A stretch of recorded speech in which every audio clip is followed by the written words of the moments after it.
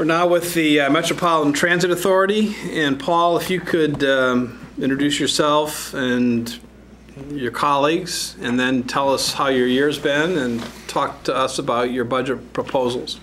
Thank you, sir. I am Paul Ballard, CEO of the Nashville MTA, and with me today on my right is our board chair, Freddie O'Connell, and in the first row are our board members, Marion Ott, Gail Williams, and Louis Levine. And to my left is our Chief Financial Officer, Ed Oliphant. Well, Mayor Dean, Deputy Mayor Highnote, and Mr. Riebling, thank you once again, Mayor Dean, for your leadership on public transportation issues, which have been consistent and at the forefront of your efforts to improve our city from the day you took office 4.5 years ago. I'm sure you remember one of your initial public events as mayor during your first 10 days in office was to inaugurate our expansion to hourly service from the airport. And we were out there early one morning. And that daily service is now providing 100,000 trips per year, which is a 16% increase over the number of riders on the airport route when you became mayor. Your personal examples of leading by doing in the fields of health, parks, public transportation, and many other areas have helped to lead Nashville to a healthier and greener place. Your regular bus ridership as a commuter to and from work, and with me during your monthly mayor on board trips, has inspired the community so much that for the first time in several decades, we are on track to exceed 10 million annual passenger trips when the current fiscal year comes to a close on June 30th. The New York Times has even taken notice of our success in ridership growth in a March 12th article matching our increases with those of Miami, San Francisco, San Diego, and Dallas. Deputy Mayor Highnote is now a rider of MTA services, and when we reintroduce service to Mr. Riebling's neighborhood, I know we'll get him back too. Don't bet on it. I didn't know one time deserved recognition, but okay. It counts. Know the rules. It's a check mark. Just check. MTA regular route ridership is up 16% year to date. And on Fairless Friday 3 weeks ago, we provided 62% more passenger trips than on a comparable weekday. Our Access Ride program, which provides transportation services to people with disabilities, has experienced a 15% year-to-date increase in ridership. We expect to close the current fiscal year on June 30th with over 370,000 Access Ride trips, the highest annual ridership in the history of the service. This continues our successful record of operating the largest transportation service of its kind for people with disabilities in the state of Tennessee. Regional rail service to Donaldson, Hermitage, and other points east is up by 23%, and regional bus services to the surrounding counties is up by an astonishing 75%. These regional services are managed by us under a contract with the Regional Transportation Authority of Middle Tennessee. High-quality customer service is now the norm, as evidenced by our regular surveys and through our Everybody Rides Quality Assurance Program. All administrative staffers at MTA complete a minimum of one written report per month on a transit trip listing the details of their personal trip's experiences. This detailed feedback allows us to fine-tune our services to an even higher standard than has been possible in the past. Last fall, we expanded services along the Broadway West End corridor as a result of a 3-year federal grant that we won. This grant allowed us to introduce expanded services to Bellevue with additional trips during the day, as well as the first night and weekend service to Bellevue in the last 10 years. In at least 10 years. We also added a third route to this corridor with new direct service to the Belmont University neighborhood. The expanded service in this corridor is allowing us to build ridership in advance for what is the most exciting project I've undertaken in my 10 years at MTA, and I'll explain that in just a moment. Next month, we are also planning to add, with another federal grant, 2 new bus routes originating at our new headquarters in Madison at the former Peterbilt Truck Assembly Plant. One of the bus routes will provide express services from a new park and ride lot at the facility to and from downtown. The other route will restore local service to Old Hickory, Lakewood, the Hermitage, and Summit Medical Center, which has been missing for several years. On Monday, we will be improving transit services to additional schools as part of our partnership with Metro Nashville Public Schools in our joint effort to increase mobility for the youth of our city. Enhanced services for Pearl Cone Magnet High School and Bailey Stem Magnet Middle School are included. The Fuel Hedge program is another important initiative undertaken by MTA's board, management team, and Metro Finance Director Rich Riebling over the last 3 fiscal years that will continue to pay dividends well into the future. This program began in fiscal year 2010 with a combined savings of over $600,000 in that first year. Since inception through last month, Metro government, MTA, and other participating local government entities have saved $6.5 million in reduced fuel expenses. MTA alone has saved $1.7 million. We are currently paying $2.30 per gallon of diesel fuel, which is significantly below the market level. I'd now like to turn my attention to some exciting new projects and services that we are developing as we speak. The East-West Connector project is being developed to provide a dedicated right-of-way on the street system from 5 points in East Nashville through Music City Central Station and onto White Bridge Road via Broadway and West End Avenue. We have completed phase 1 of our studies and have chosen Bus Rapid Transit, BRT for short, as a preferred mode to be pursued for federal funding. As you know, our initial thought process was leaning towards a streetcar for this corridor. However, once the initial alternatives analysis was completed last month, it was determined that essentially the same number of passengers would ride the BRT at half the capital cost of the streetcar. With the significant improvements and enhancements in high-quality transit vehicles that have taken place in recent years, it is unlikely that passengers will know or care whether they are riding on steel wheels or rubber tires. Your meeting in Washington, Mayor, 2.5 weeks ago with the Director of the Federal Transit Administration put us on the right path towards federal support for this project, and the MTA Board is poised to award the preliminary engineering and environmental assessment phases of the project at its meeting later today. Let me conclude my comments this morning by addressing MTA's operating support from the Metro government. First, we are on budget this year and will remain so through the end of the fiscal year on June 30th. Due to the ongoing challenges to government finances, we didn't request an increase in our Metro support for service expansion last year at this time. The service expansions in the current fiscal year have been financed largely with federal funds. We continue to apply for federal funds for service expansion, but based on the continued standoff for transportation funding in Congress, that source may become delayed. We're currently facing a 10th continuing resolution of the federal transportation legislation, which expired at the end of September 2009. We have a fiscal year 2013 work plan, which follows our adopted master plan that calls for investment in several areas of our city, including a new university connector crosstown route originating near TSU, coming across the brand new 28th 31st Avenue Bridge, and crossing several of our bus routes while connecting TSU with Vanderbilt, Belmont, and other points and routes east. Establishment of a second BRT light service along our second most heavily used bus route, Murfreesboro Road. Breakup of the last of the bus routes that are combined on nights and weekends, which are very hard to market to the public because of their confusing nature. Expanding the number of buses on our Dickerson bus route to deal with crowding issues, and expansion of the service to Hunters Lane and White Creeks High School, and some smaller adjustments to our Shelby, Hillsborough, and Nolensville bus routes. As the MTA board and management team have pledged in the past, we will continue to provide the highest levels and quality of transit services possible based on the financial support that you are able to provide to us. Thank you again for all of your past help and support, and we look forward to working with you on even more exciting developments in the year ahead. Good. Well, thank you.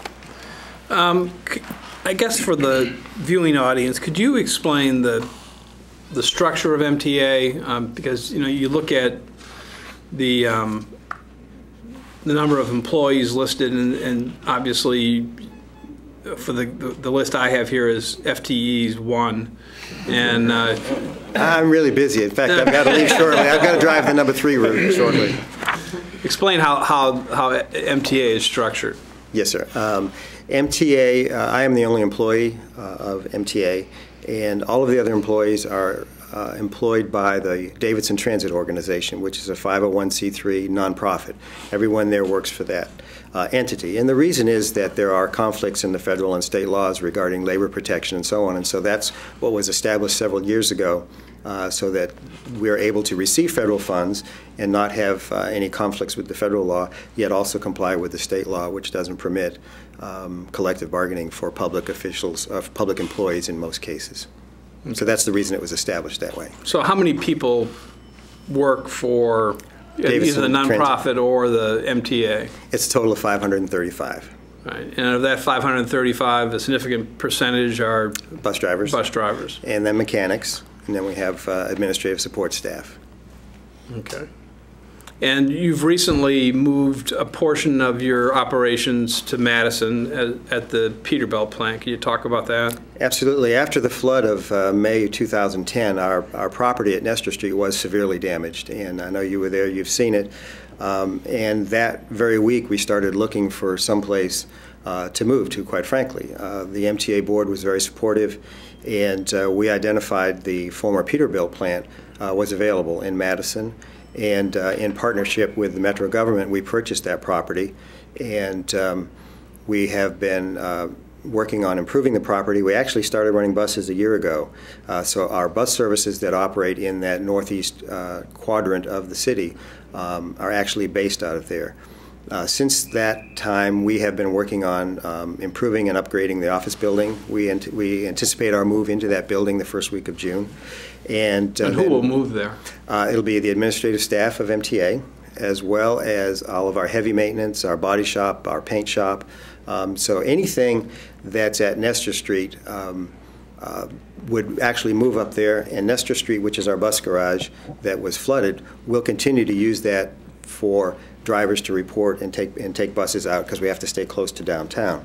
But we won't have any vehicles there that are out of service and whatnot, so that if we do have a threatened flood again, everything at the Nestor Street garage would simply move up to Madison, and we would operate completely from that location. So it gives us actually two bases to operate from.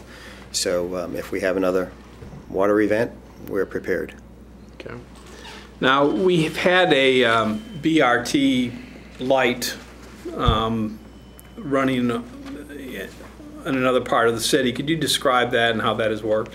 Absolutely. That has been a very, very successful undertaking. Gallatin Road is where this BRT light is located, and that is the heaviest ridership route that we have in our entire system. And so it's a very long route. It's some 11 miles long. We had well over 100 bus stops. And our approach to improving that and getting more ridership was to set up BRT light, and that essentially involves setting up super stops about every 3/4 of a mile. And so if you ride the BRT light, you get on a bus, it's only going to stop every 3/4 of a mile. So there are some 13, 14 stops between Music City Central and the end of the line. Which is Rivergate Mall. Which is Rivergate Mall. And so it moves much, much faster. And prior to the establishment of BRT Light, we were providing about 80,000 trips a month. And we're up now in that corridor to around 115,000. So we've seen significant growth. And in my opening comments, I made reference to the fact that we'd now like to try that same approach on Murfreesboro Road, an equally long bus route with an equally large number of bus stops. And over the summer and into the fall, we'll be working on identifying where the principal boarding points are for passengers along that, and the principal alighting points. And we'll try the same approach, and we believe that it will have the same impact. We're right at about 71,000 trips a month on Murfreesboro Road, and we feel that if we do that right, the same way we did Gallatin, we can bring that up to 100,000 trips a month. And for the viewing audience, I mean, we're talking about BRT, Bus Rapid Transit. There's the East-West Connector project that we're working on from East Nashville going out West End, which is a classic full-service BRT.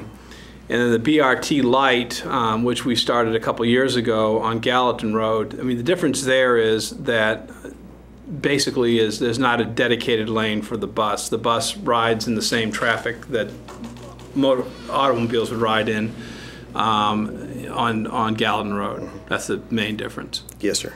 And then the other differences would be in terms of what's contemplated as part of the full BRT would be that passengers getting on to the BRT light system still pay their fares or use their cards when they enter the bus.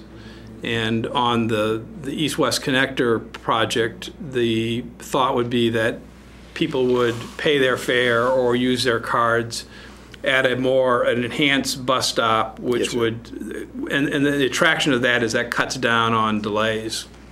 I've learned from Mr. Ballard that the most significant source of delays for bus travel is getting people on and off the bus. And it's getting people on because people finding change, finding their card, doing whatever is the delay that occurs when people get on, which is natural, right? That's correct.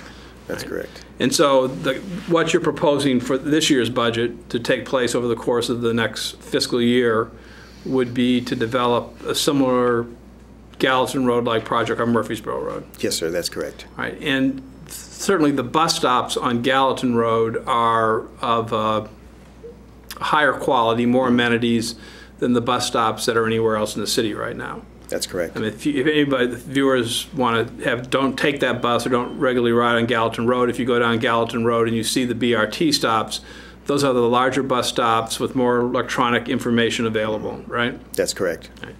And then what's contemplated for on the East-West Connector project, and hopefully other parts of the city as time progresses, is perhaps even stops in the middle of the road, or much more enhanced stops where Absolutely. There's protection from the elements, but also the ability for people to go into a different area when they pay their fare and wait for the bus. That's correct. Okay. Do you, for the Murfreesboro project, are we in a position to construct the same type of bus stops that we have on Gallatin Road? That would be our plan. Our vision at this moment is to start the improved service in the spring of 2013 and then follow up with the capital expenditures shortly thereafter, that summer. Okay. And that would be in your capital budget proposals, or? Actually, that would be in our capital budget for next year. We have a pretty good capital budget request this year, so we thought we would put the Murfreesboro enhancements into the budget starting July of the following year. So it would give us 3 or 4 months that we would be between we actually start the service and actually start to pursue the capital improvements. Okay. And and you would start the service on Murfreesboro Road when? In the spring of 13. The spring of 13. Okay. Now, we recently had Fairless Friday, free bus day, and there was a over 60% increase in ridership that day. Yes, sir, there was. That's correct. And do you have a sense of what the public's reaction was to riding the bus? I mean, well, it was. Who were we getting on the bus that day? I enjoyed it. Well, actually, It took a free ride for Mr. High Note to get on. well, actually, a lot of people, quite honestly, reacted the same way that you just did. It's It was great. our bus fares are very reasonable, but the opportunity to try something for free was very strong. And the other issue that we deal with is that people who've never used public transportation don't really know how to pay a fare, and people don't want to be embarrassed, so maybe they shy away. So on this I day, had to they show were. what side of the bus to Greg to get on. Right. Well, the doors are. Yeah. He wanted to drive. Right. Well, we could work on that, but so this was an opportunity for people to just get on, sit down, and see where it went, and not be concerned with how to pay for the fare. And so we had a lot of folks that actually were doing that, and then we had other folks who are regular riders who saved up their weekly shopping trip for Friday. So I mean, it was a combination. It was sort of rewarding the folks who've been with us all along and recognizing their constant use of the service, as well as attracting new ridership. So I think we really achieved multiple objectives on that Friday. It was very, very successful. Very. Yeah, I mean, I think the number, that percentage increase exceeded my expectations. But And ours as well. Okay, good. Now, there's another line you referred to, the University Connector. Mm-hmm. All right, and one of the things that making that possible is the 28th Avenue Connector, which basically connects the West End area to the Charlotte area with the connector that is, you can see it now, you have great views of it on Charlotte and from I-440, that will open late in summer or early fall. And so what will that line be? Well, one of the greatest requests that we receive is for more crosstown service, because a significant number of people don't want to come all the way downtown to transfer. Generally, the numbers aren't great enough for us to put in a lot of crosstown service. We have one very successful crosstown route. It's called the Midtown Joe Johnson and Hart Street service, and it has good ridership. But we've been looking for another opportunity to do more crosstown service, and this is an ideal opportunity. Completing that link from the TSU area down through West End, Hillsborough, is such a natural, and from a public transit perspective, it's going to be a really super route. We would start up in the TSU area. We would connect with the bus routes up there, the Jefferson and the Herman, and we would bring it down across Charlotte, connecting with the Charlotte, across the brand new connector, across the West End service, the new BRT service on West End, and then continue east with your bus route, the number 7 Hillsborough, and then continue through Belmont, and there are several more routes we'd pick up in that area. So it really ties everything really well together with that new connector. So we're really excited about the connector. Yeah, and I would wager that there'll be a lot of interest, TSU, Belmont, Fisk, to get over into the West End area just for the restaurants and shopping and things. Oh, absolutely. And earlier we had a meeting with individuals from each of those universities, and amongst themselves they started talking about, well, there'd be great opportunities for us to share courses and do university sharing type things. So I think it's going to be a really super development that's going to connect the city even so much better. I mean, we're really excited about it. And when do you anticipate that opening up? Well, we anticipate in this fall, at some point in this fall, we'll be able to do that. Okay. So it depends on when the bridge is finished and when everything's in place. We've got some super shelters planned for that location. We've been working with the Arts Commission to develop some really, really nice bus shelters that'll be at the gateway on either end of that. I think those are going to be really nice. Right. Well, I mean, the bridge is, the connector itself is, 28th Avenue connector is something that I'd rank it up there as things that I'm excited to see happen. The new lens will be there too. The new health facility would be in that That's area. right. Yeah. So, could you talk a little bit about where you see ridership going over the course of the next year? Do you think with the Murfreesboro project and that project, and then what else will contribute to increased ridership?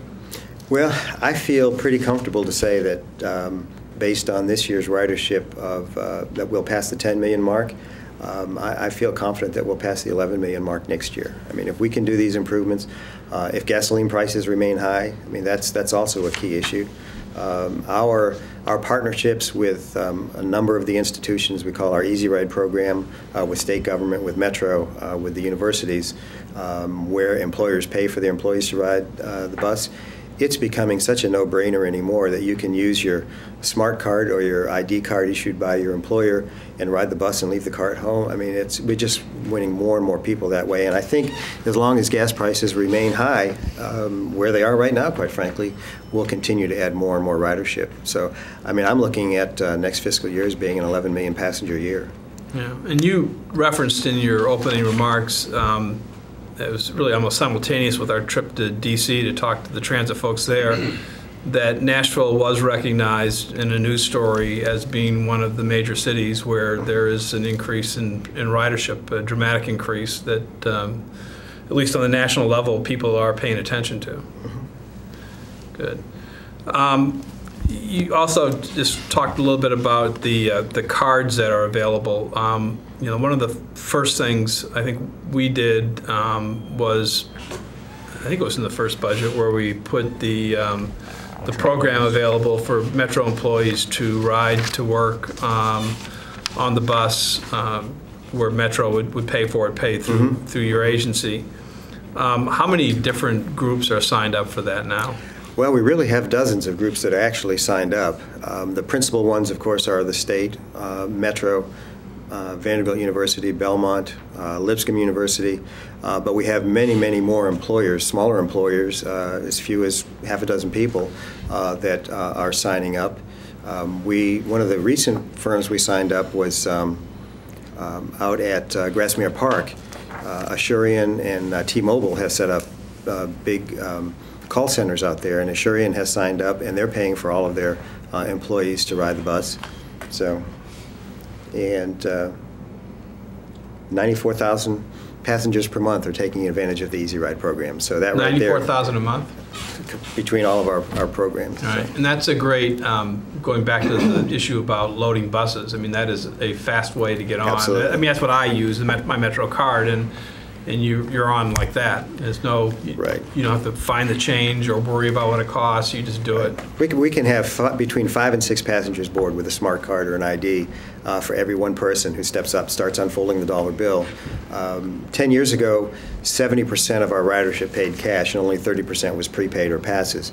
We've been able to completely reverse that now so that 70% of our passengers use prepaid passes or tickets or ID cards and 30% use cash. So if we had not been able to achieve that through Easy Ride program, through our improved ticket sales efforts, we would not be able to maintain the schedules that we maintain today, and that's one of our competitive advantages is that the buses keep moving. Yeah, and well, just from the number 7 Hillsborough, which I ride, I bet you it's over 70% are using some sort of It varies by card. route, but Yeah. yes, Hillsborough is a great route for prepaid. That's why your bus is always on time, Mayor. Well, it's always on time. Do the universities who offer Easy Ride, do they make that available to their students?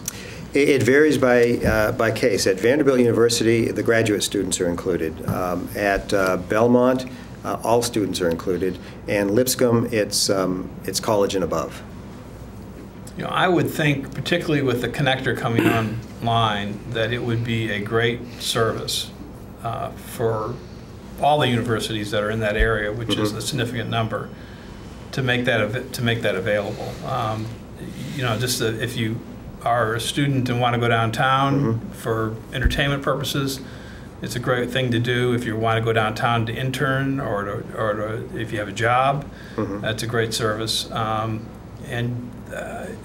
And freeing up students from having the need to find rides or to have a car, I think would be a good thing. Absolutely. Our Easy Ride sales representative has been working on TSU for a long time and has made multiple trips.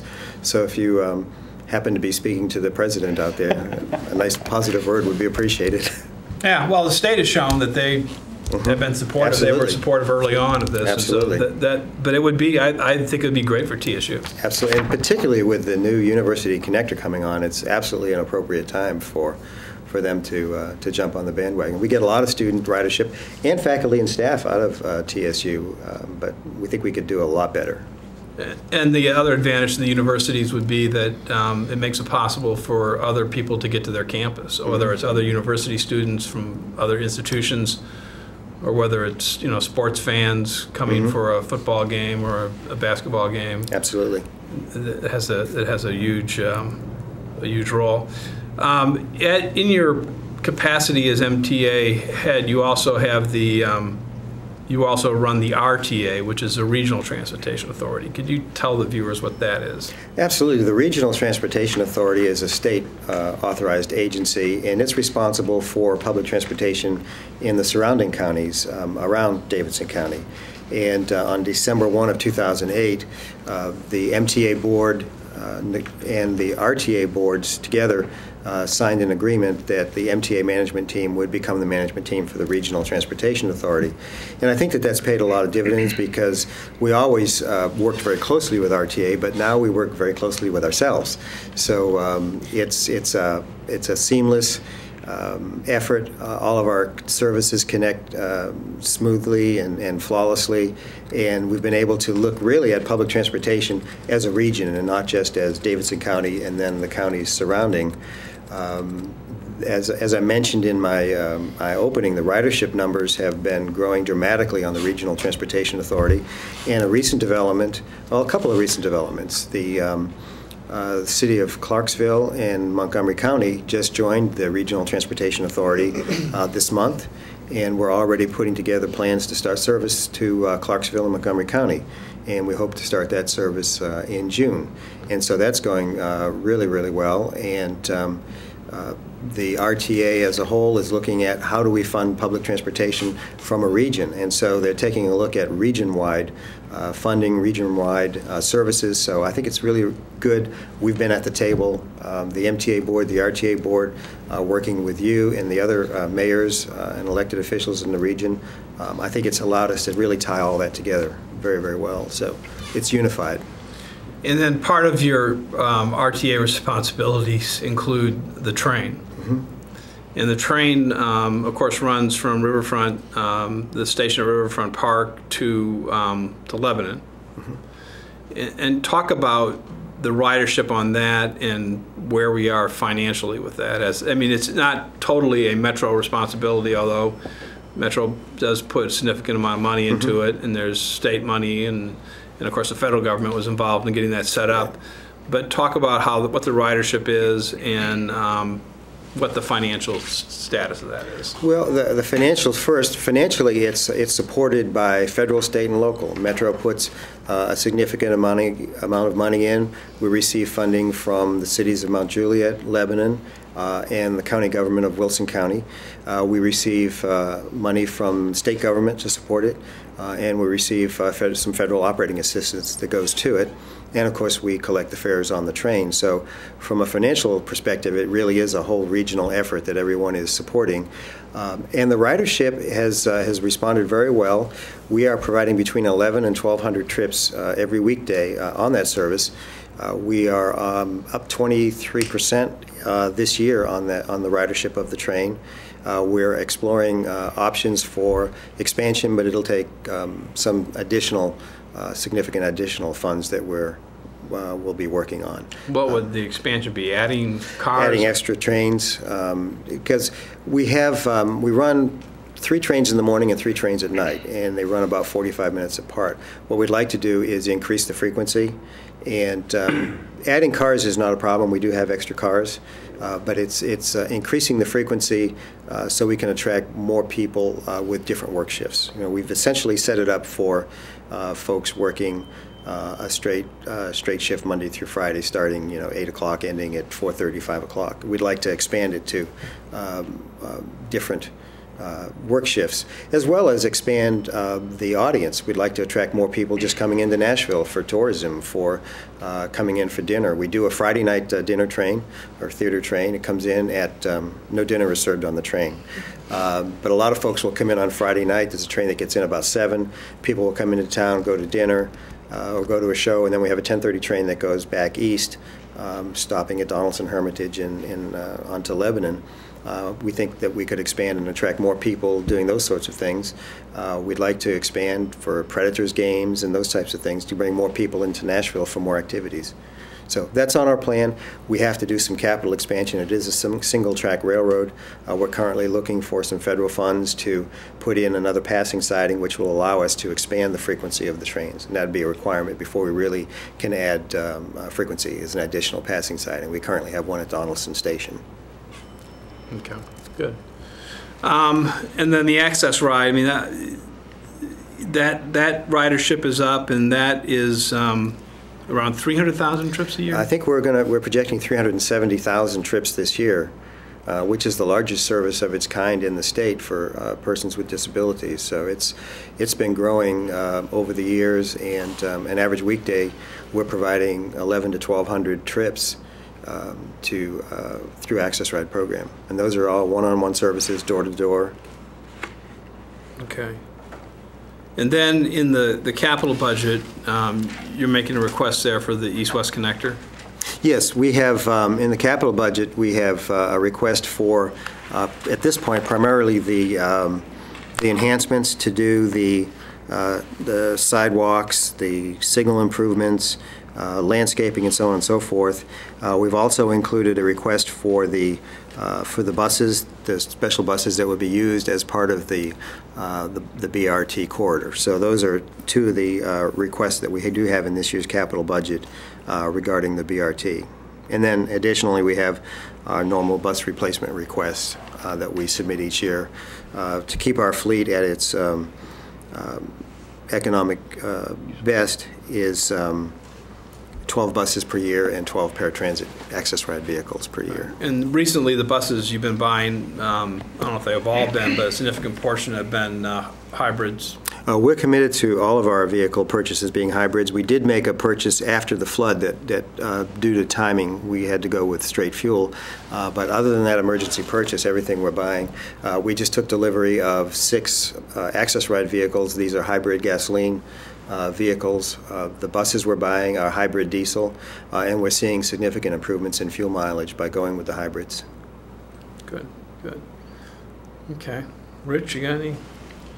Just on the, so essentially, I mean, what you've asked for is almost a $3.7 billion Yes, sir. increase over this year's budget, or subsidy, it's 14%, whatever it works out.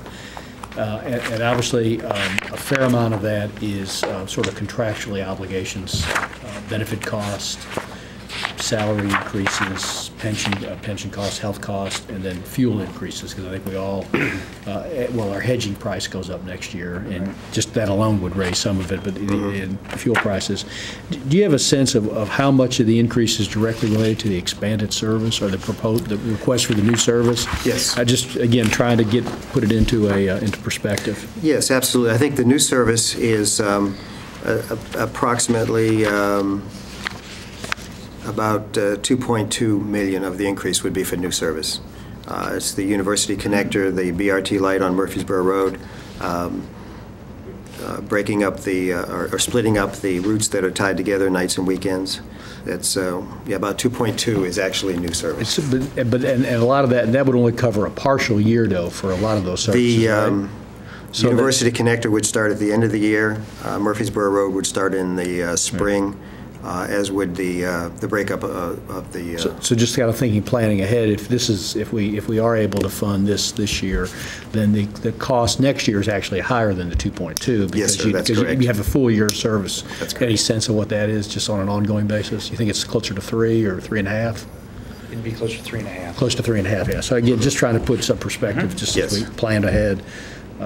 So that's what about 2.2 million of the 3.6 request is new service. Is new service. Yes, sir. Okay, and then that 2.2 really becomes 3.5 or so, give or take a little bit, going that is forward into correct. fiscal year 14. Yeah, whatever. Yeah, I can't keep up fiscal year. Okay, I think it's important that we all Yes. understand that, just because as we get here to make decisions, we need to know all the facts right now. Yes, we do.